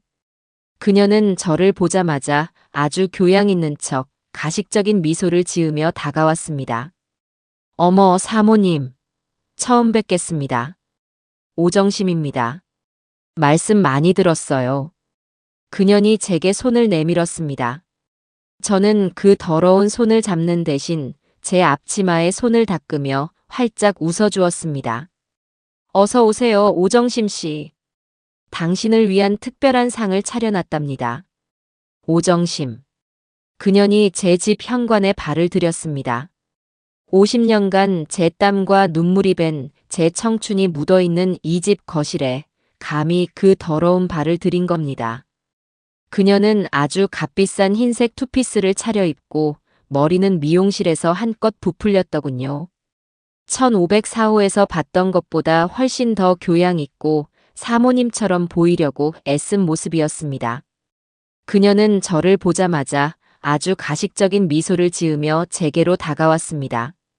어머, 사모님. 처음 뵙겠습니다. 오정심입니다. 박 회장님께 말씀 많이 들었어요. 그년이 제게 악수를 청하려는지 매니큐어를 곱게 칠한 손을 내밀었습니다. 저는 그 더러운 손을 잡는 대신 제 앞치마에 손을 닦으며 활짝 웃어주었습니다. 박 회장이라니. 제 멍청한 영감은 그 소리에 아주 입이 귀에 걸렸더군요. 어서 오세요, 오정심 씨. 말씀은 제가 더 많이 들었죠. 네. 아, 호호. 그러세요? 그럼요. 당신을 위한 특별한 상을 차려놨답니다. 어서 앉으세요. 식탁으로 자리를 옮기는 그 짧은 순간에도 오정심의 눈은 제 집안 구석구석을 훑어보고 있었습니다. 마치 자기가 곧 차지할 물건을 감정평가하는 듯한 그 오만하고 탐욕스러운 눈빛을 저는 놓치지 않았습니다. 저녀는 내가 평생을 바친 이 집을 이미 자기 것이라고 생각하고 있구나. 자리에 앉자 박만식은 아주 신이 나서 떠들어대기 시작했습니다. 허허. 오 여사, 우리 집사람 솜씨가 이 정도야. 이 갈비찜 아주 일품이라고. 미니야, 김서방. 자네들도 많이 들게. 그는 완벽한 가장의 연기를 하고 있었습니다. 50주년을 맞은 자애로운 남편 그리고 유능한 사업 파트너를 아내에게 소개해주는 성공한 남자의 연기였죠. 오정심이 그 연기를 받아주었습니다. 어머, 사모님. 정말 음식이 너무 맛있어요. 이게 다 직접 하신 거예요? 그녀는 짐짓 놀란 척하며 호들갑을 떨었습니다. 그럼요. 제가 평생 살림 말고는 해본 게 없는 사람이라서요. 제가 웃으며 대답하자 오정심의 눈이 순간 번뜩였습니다. 호호, 그러시구나. 박 회장님이 왜 그렇게 사모님 칭찬을 하시는지 알겠네. 살림 하나는 정말 최고라고 하시더라고요. 그건 칭찬이 아니었습니다. 너는 살림이나 하는 무식한 년이고 나는 내 남편의 사업 파트너인 유능한 여자다라는 아주 교묘하고 더러운 모욕이었습니다. 그때 제 멍청한 영감이 그 말뜻도 모르고 끼어들었습니다. 허허. 그렇지? 우리 집사람이 다른 건 몰라도 살림 하나는 할 줄 알거든. 안 그런가, 여보? 순간 식탁의 공기가 얼어붙었습니다. 미니가 숟가락을 쥔 손을 부들부들 떠는 것이 보였습니다. 사위인 김서방은 이 끔찍한 분위기에 눈만 굴리며 안절부절 못했죠. 저는 아주 인자한 미소를 지었습니다. 그럼요. 제가 살림 말고 뭘 알겠어요. 그리고는 오정심을 똑바로 쳐다보며 말했습니다. 많이 드세요, 오 여사. 듣자 하니 남의 것도 뺏어 먹을 만큼 입맛이 아주 좋으신 것 같아서요. 특히 남의 집 가구 같은 거 말이에요. 쨍그랑. 오정심이 들고 있던 숟가락을 접시에 떨어뜨렸습니다. 식탁에 날카로운 소리가 울려 퍼졌죠. 박만식의 웃음 띤 얼굴이 순식간에 굳어졌습니다. 여보, 그게 무슨 소리야? 오정심은 하얗게 질린 얼굴로 저를 쳐다봤습니다. 사모님 무슨 오해가? 오해? 저는 천천히, 아주 천천히 의자에서 일어났습니다. 오해는 무슨 오해? 제 손에는 아까 김서방에게 내어주었던 수정과 잔이 들려 있었습니다. 자자. 다들 주목해 주세요. 제 목소리가 거실 전체에 울렸습니다. 네 사람의 시선이 전부 제게로 쏠렸죠. 오늘 저와 제 남편 박만식 씨의 결혼 50주년입니다. 금혼식이죠. 박만식이 상황을 파악하지 못하고 억지 웃음을 지으며 박수를 치려 했습니다. 허허. 고맙소, 여보. 이런 귀한 날 아주 귀한 손님도 오셨는데 제가 축배를 제안해야 하지 않겠어요? 저는 수정과 잔을 높이 들었습니다. 첫 번째 잔은 50년간 저 하나만 믿고 저 하나만 바라보고 집안일만 하면서 멍청하게 살아온 바보 같은 아내를 위해.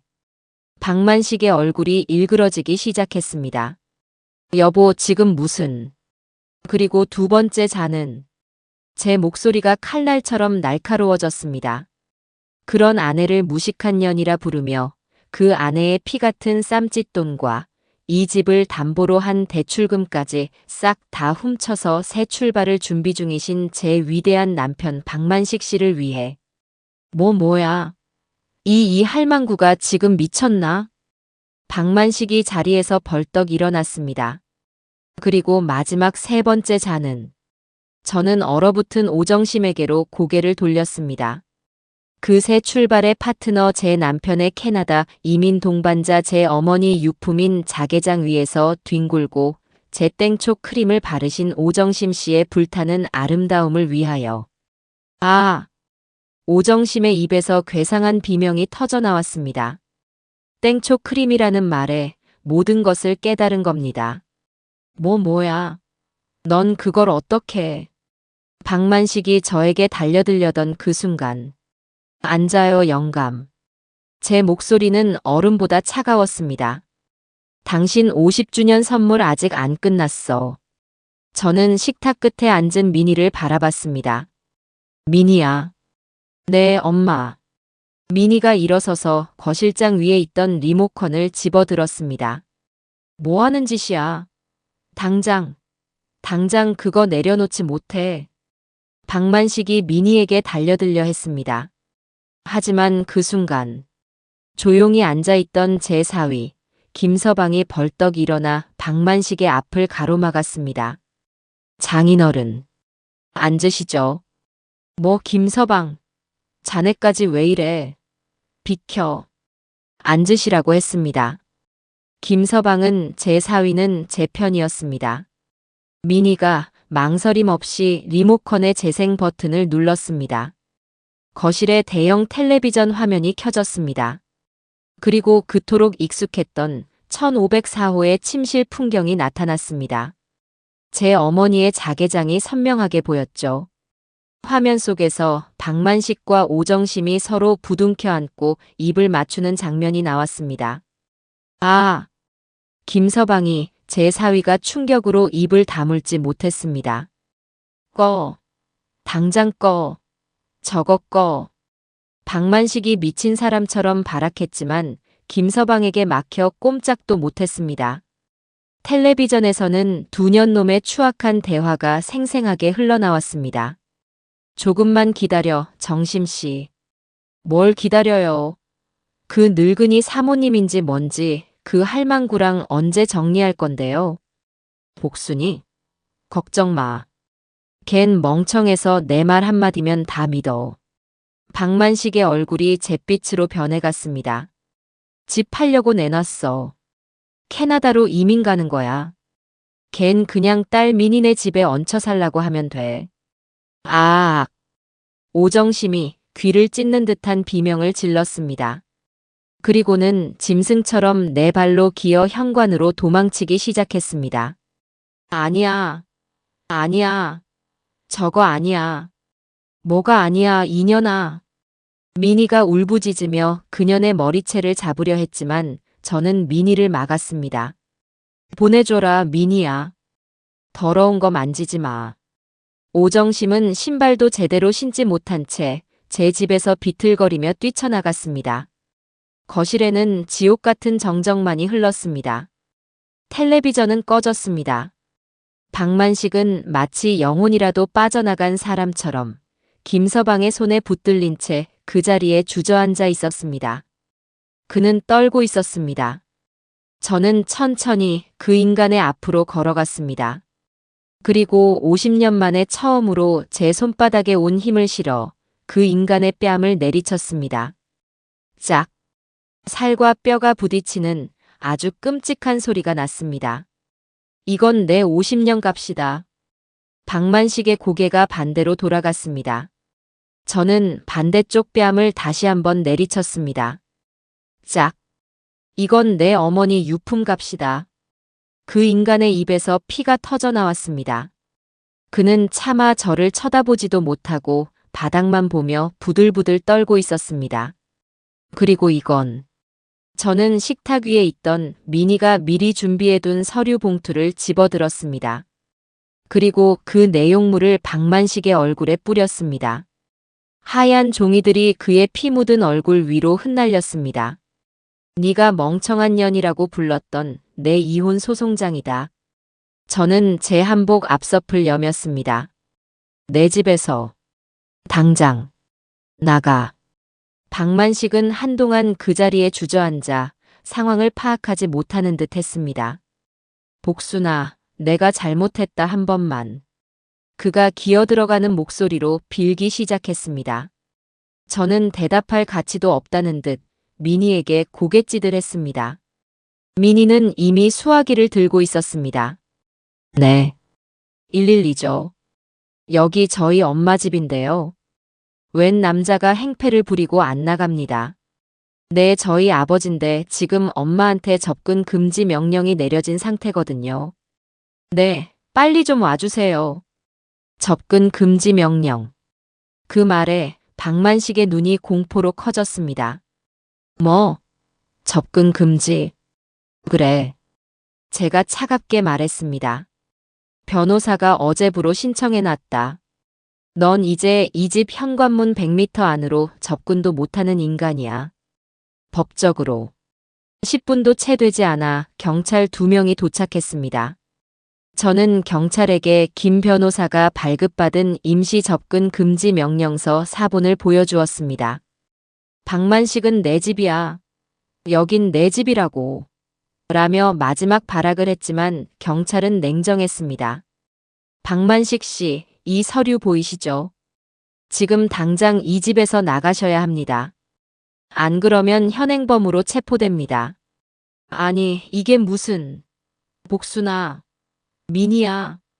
그 인간은 결국 50년을 살아온 제 집에서 경찰의 손에 붙들려 잠옷 바람으로 쫓겨났습니다.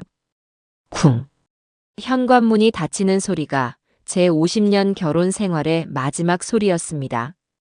그날 밤 김서방은 충격에 빠진 민희를 데리고 돌아갔습니다.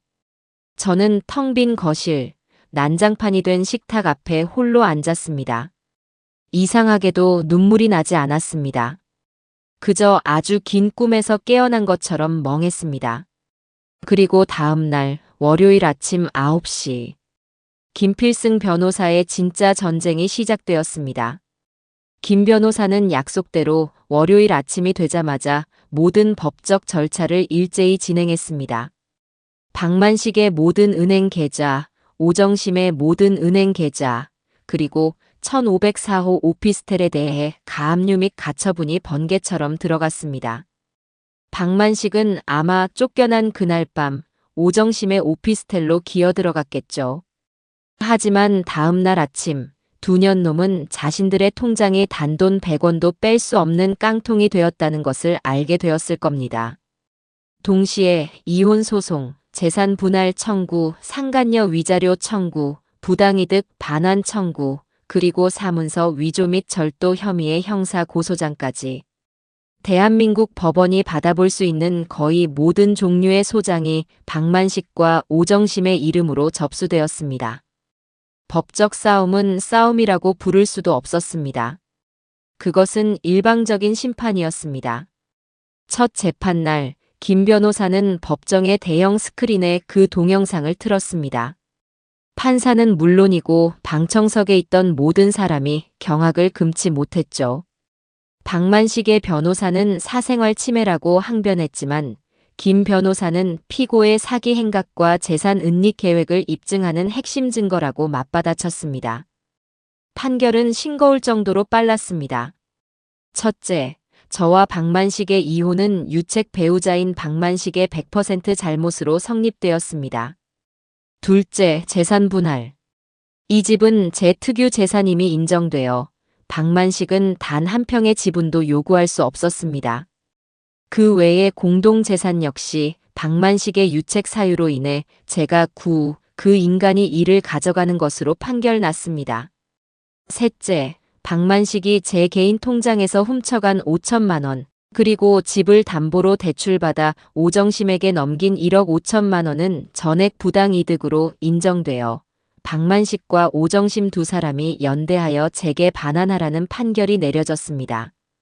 넷째, 오정심에 대한 상간녀 위자료는 법정 최고액인 5천만 원이 인정되었습니다. 다섯째, 형사재판. 박만식은 사문서 위조 혐의로 징역 6개월에 집행유예 2년을 선고받았습니다. 늙은 나이에 감옥에 가지 않은 것을 다행으로 여겨야 했죠. 두 년놈은 말 그대로 알거지가 되었습니다. 오정심은 가압류된 1504호 오피스텔을 헐값에 금매로 넘겨 제게 줘야 할 돈과 위자료를 겨우겨우 갚았습니다. 박만식은 수중에 돈 한 푼 없이 거리로 나앉게 되었습니다. 판결이 모두 끝난 어느 날 저와 민희 그리고 김 변호사는 S라인 기획의 실장과 함께 1504호 오피스텔로 향했습니다. 이제는 제게 넘어온 압류 물품, 즉 제 살림살이를 되찾으러 가는 날이었습니다. 문을 열자 이미 짐이 다 빠져나간 텅 빈 방에 제 자개장과 안마의자, 찻잔 세트가 먼지를 뒤집어 쓴 채 덩그러니 놓여 있었습니다. 오정심은 없었습니다. 이미 모든 것을 포기하고 도망친 뒤였죠. 엄마 이제 이거 다시 집으로 가져가. 민희가 물었습니다. 저는 자개장으로 다가갔습니다. 제 어머니의 손때가 묻은 제 50년의 흔적이 담긴 가구였습니다. 하지만 이제는 저 더러운 년놈들의 욕정이 묻어버렸습니다. 아니, 저는 고개를 저었습니다. 이거 불태워버려라. 엄마, 내 어머니 유품 저런 더러운 것들이 만진 채로 다시 드리고 싶지 않다. 안마의자고 찻잔이고 싹 다 버려. 폐기 처분해. 저는 그 방에서 제 과거와 함께 모든 것을 버렸습니다. 그 후로 몇 달이 흘렀습니다. 박만식은 민희에게, 사위에게, 심지어 제게까지 죽고 싶다고 용서해달라고 수백 통의 문자를 보냈습니다. 하지만 저도 민희도 답하지 않았습니다. 최근에 들려온 소식으로는 민희가 예전에 알려준 지방의 한 요양병원에서 야간 경비 겸 자벽부로 일하고 있다고 합니다. 월 150만 원을 받고 병원 구석의 작은 숙직실에서 지낸다고 하더군요. 자식들에게도 저에게도 버림받은 채 그는 그곳에서 자신의 마지막을 보내게 될 겁니다. 봄이 왔습니다. 저는 그동안 집을 새로 단장했습니다. 자개장이 사라진 텅 빈 안방에 저는 밝은색 붙박이장을 새로 들였습니다. 거실에는 푹신한 1인용 리클라이너 소파를 두었죠. 안마의자요? 필요 없습니다. 저는 이제 매일 아침 요가 학원에 다니거든요. 제 아침은 완전히 달라졌습니다. 저는 요즘도 아침 일찍 일어납니다. 하지만 더 이상 누군가의 눈치를 보거나 역겨운 스킨 냄새를 맡지 않아도 됩니다. 창문을 활짝 열고 상쾌한 아침 공기를 마십니다. 그리고 예전처럼 시장에 갑니다. 하지만 이제는 누군가를 의심하거나 쫓기 위해서가 아닙니다. 저는 정육점 김 사장에게 가서 저 혼자 먹을 맛있는 한우 안심을 삽니다. 아이고 사모님, 얼굴이 폈네, 폈어. 김 사장의 너스레에 저는 환하게 웃어줍니다. 채소가게 이 할머니에게서는 가장 신선한 제철 나물을 삽니다. 그리고 그 지옥 같던 날, 제가 숨어있던 그 빵집. 이제 그곳은 제 단골 브런치 가게가 되었습니다. 저는 시장에서 산 예쁜 꽃 한 다발을 제 테이블에 꽂아두고 따뜻한 아메리카노와 갓 구운 빵을 먹습니다. 창밖으로 예전에 박만식이 향하던 그 오피스텔 건물이 보입니다. 이제 저곳은 저와 아무 상관이 없는 그저 풍경일 뿐입니다. 제 이름은 장복순. 나이 74. 저는 50년간 박만식의 아내로 살았습니다. 하지만 오늘 저는 그냥 장복순으로 삽니다. 제 74년 인생, 진짜 제 인생은 지금부터 시작입니다.